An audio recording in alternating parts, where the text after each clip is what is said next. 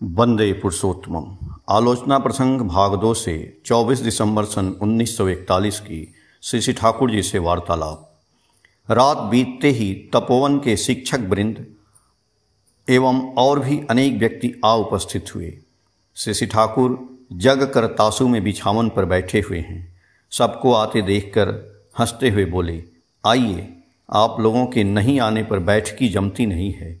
नींद टूटते ही सोचता हूँ आप लोग आते ही होंगे। सभी एक एक कर प्रणाम करके बैठ गए। श्री ठाकुर से शिशु शिक्षा के विषय में प्रश्न पूछा गया। श्री ठाकुर जी बोले, जबानी पढ़ाते हुए सिखाना अच्छा है। खेल के जरिए पहाड़ा सिखाया जा सकता है। व्यवहारिक जरूरतों के बीच जोड़ घटाव गुणा भाग का बोध करा दिया जाए तो वह बोध उनके मस्तिष्क में ऐसा पक्का हो जाएगा कि वे यह आसानी से समझ सकते हैं कि क्यों, किस लिए, कहाँ जोड़ घटाव गुणा भाग किसे प्रयोग करना चाहिए। प्रारंभ से यदि ऐसी समझ उनमें आ जाए तो आगे चलकर कोई भी रुकावट नहीं होगी। जैसे बेर या फूल से ही आरंभ किया जा सकता है। एक शिशु के हाथ में पहली बार 5 फूल दिए। 5 फूल देने के बाद उसे गिनने को कहा गया। गिनकर यदि वह ठीक उत्तर दे तो इसके बाद और 3 फूल दिए गए। अब उसे एक साथ सबको मिलाकर गिनने कहा गया। यदि उसे गिनकर ठीक 8 कह दे तो उसे यह समझा देना चाहिए कि किस प्रकार जोड़ा गया। सर्वप्रथम जबानी, उसके बाद उसे लिखने कहा गया। पुनश्च 8 से 2 लेकर उससे पूछा गया, कहो तो अब कितने बचे, और वह 6 कह दे तो समझा दो कि किस प्रकार उससे 2 घटाया गया। फिर उसी चीज़ को उससे लिखा लेना होगा। इस तरह जोड़ घटाव गुणा भाग की क्यों आवश्यकता है तथा उसे किस तरह करना चाहिए उसे समझा देने पर वह आजीवन नहीं भूलेगा। जीवन की आवश्यकताओं को भाग करके विशेष तरह के कार्यों का बंटवारा करना चाहिए। उन सारे कार्यों को करने में जो भी कठिनाइयाँ आएंगी उनको काबू करने का तरीका बतला देना होगा। इस तरह तुम्हारे यहाँ से जितने लड़के निकलेंगे उनका मुकाबला MA पास वाले भी नहीं कर सकेंगे। प्रयोजनीय हर तरह के काम व्यवहारिक रूप से सीखने की व्यवस्था रहने से हर लड़का का झोंक पुष्ट होगा। एक और विशेष झोंक रहने से वह जिस तरह सीखेगा उसी प्रकार उसके साथ साथ और 5 तरह का काम सीखेगा, जिससे चौकस होगा। विभिन्न तरह की समझ उसके मूल सहजात संस्कार को और भी पुष्ट बना देगी। मनुष्य के सहजात संस्कार ठीक रूप में पुष्ट होने से वह उपचयी अनुसंधित्सु उद्भावनी कार्यों को करने में आनंद पाता है। सेवा प्राण हो उठता है। अर्थ स्वार्थी न होकर मानव स्वार्थी हो जाता है। वह जीवन में सफलता पाता ही है, पर ऐसा तभी संभव है जब सबकी नींव श्रद्धा रहती है। लड़कों की शिक्षा लड़के की भांति होगी और लड़कियों की शिक्षा लड़की की भांति। लड़कियों को सुजनन विज्ञान अच्छी तरह सिखाना चाहिए। विमलदा मुखोपाध्याय बोले कि लड़कियों को सुजनन विज्ञान की शिक्षा किस तरह देनी चाहिए। श्री ठाकुर जी बोले, सबसे पहली बात है उन्हें अपनी वंश मर्यादा तथा अभिजात के संबंध में सचेत कर देना है। यह गौरवबोध उनमें इतना जागृत कर देना चाहिए ताकि वे कभी निकृष्ट के समीप आत्मदान न करें। जो लड़की प्रतिलोम विवाह करती है उसके बाद वह अंदर ही अंदर कितनी जो नरक यंत्रणा भोग करती है, इसका मैंने ऐसे बहुत से कन्फेशन स्वीकारोक्ति सुने हैं। पहले तो मोह के बस में शायद आकृष्ट होती है, पर जब पति उसमें संलग्न होता है तो तत्क्षण उसकी अंतरात्मा बिलख बिलख कर रो पड़ती है।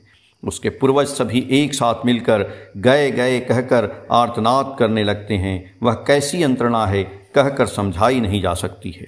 मनुष्य आत्महत्या करने के समय भी शायद उतना कष्ट नहीं पाता है। इसके साथ उसकी प्रतिलोम संतान संतति की कैसी दुर्गति होती है वह तो तुम लोगों से छिपी नहीं है। इसलिए प्रतिलोम के संबंध में एक भय भर देना चाहिए कि उसका फल कैसा होता है, वास्तविक वैज्ञानिक भित्ति को उद्घाटित करते हुए। और वही काम करना चाहिए जिससे श्रेय के प्रति सहज लगन हो। जिसे श्रेय कुल संजात उपयुक्त पति प्राप्त हुआ भी है, उसे किस तरह उनके साथ सुंदर आचरण से चलना चाहिए, किस तरह उनकी कुल संस्कृति उनके व्यक्तिगत वैशिष्ट्य को सश्रद्ध सक्रिय सेवा में पुष्ट करके चलना चाहिए। इन सारी बातों को समझा देना चाहिए। कन्याओं के लिए विवाह दूसरा जन्म ही कहा जा सकता है। पति के साथ अपने संसार में वह नया मनुष्य बन जाती है। इष्टानुग ढंग से अपने को जितना वह अपने पति में उत्सर्ग कर सकेगी उतना ही उसके द्वारा सुसंतान की संभावना रहेगी। उत्सर्ग का अर्थ सिर्फ एक भाव में विभोर होकर रहना नहीं है, वरन उसकी हर चिंता, आचरण तथा कर्म पूजा रति बनकर विकसित होंगे।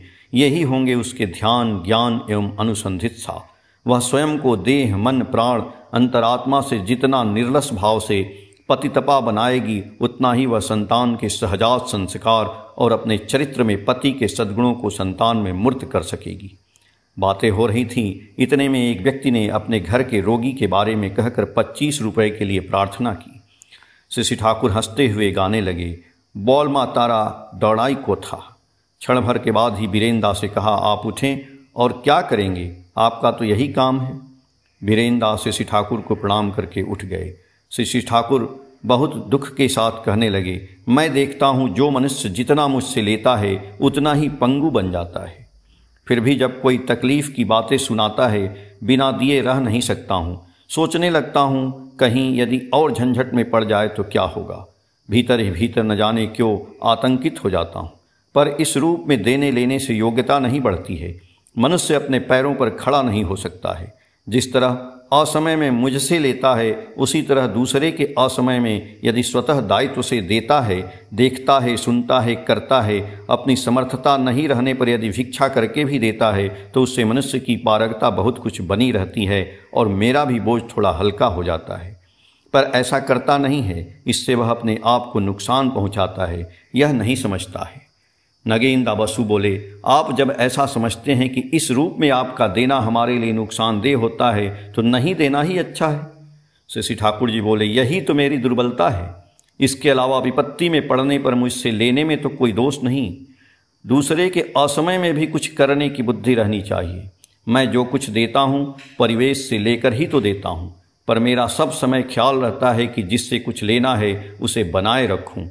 ऐसी चेष्टा रहने की वजह से ही तो परम पिता की दया से कोई बाधा नहीं आती है। आप लोग मेरे इस तरीके को देखकर चल सकते हैं। मैं तो नंगा हूँ, फूटी कौड़ी कहकर कोई चीज़ मेरा संबल नहीं है। मेरा यदि कोई संबल है तो आप लोग ही।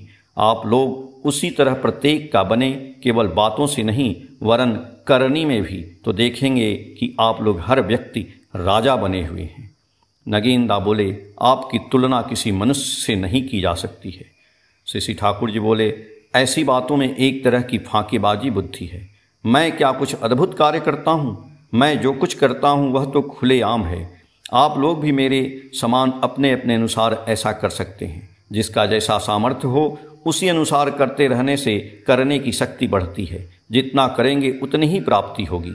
आप लोग अपने अपने वैशिष्ट अनुसार मेरे आचरण मुताबिक यदि नहीं चलें तो मैं आप लोगों का ठाकुर कैसा? मुझे यदि थोड़ा सा भी प्रेम करते हैं तो मैं जिस आचरण से चलता हूँ, चलने कहता हूँ, उसी तरह चलने की चेष्टा करनी चाहिए। यही तो है श्रद्धा और प्रेम का लक्षण। आप लोग संकीर्ण स्वार्थपरता नहीं छोड़े, सार्थकता के पथ पर न चलें, फिर भी मुझे ठाकुर कहकर भक्ति दिखाते चलें। वैसी भक्ति से आप लोगों को लाभ ही क्या है? उसमें मुझे तृप्ति कहाँ है? यदि मुझसे प्रेम ही करते हैं तो मेरे पथ पर चलकर आप लोग प्रेम की मर्यादा की रक्षा करें और देखें उससे क्या होता है, पर कपटता से लाभ नहीं है। श्री ठाकुर की बातें प्रत्येक के हृदय को स्पर्श कर गईं। आलोचना प्रसंग भाग 2 के पेज संख्या 220 से 223 तक। जय गुरु।